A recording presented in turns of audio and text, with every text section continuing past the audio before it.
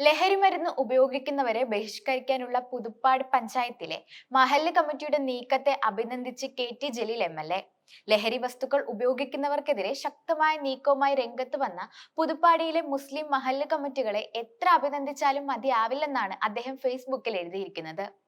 ഈങ്ങാപ്പുഴയിൽ ലഹരിക്കടിമയായ യുവാവ് ഭാര്യയെ കുത്തിക്കൊന്നതോടെയാണ് മഹല്ല് കമ്മിറ്റികൾ സംയുക്ത യോഗം ചേർന്ന് ഇത് സംബന്ധിച്ച് തീരുമാനമെടുത്തത്. ഇനി മുതൽ ലഹരിമരുന്ന് ഉപയോഗിക്കുന്നവർക്ക് മഹല്ലുകളിൽ നിന്ന് വിവാഹത്തിന് ആവശ്യമായ സ്വഭാവ ശുദ്ധി സർട്ടിഫിക്കറ്റ് നൽകില്ലെന്നും യോഗം തീരുമാനിച്ചിട്ടുണ്ട്. KT ജലീൽ MLAയുടെ ഫേസ്ബുക്ക് കുറിച്ചിരിക്കുന്നത് ഇത്തരത്തിലാണ്.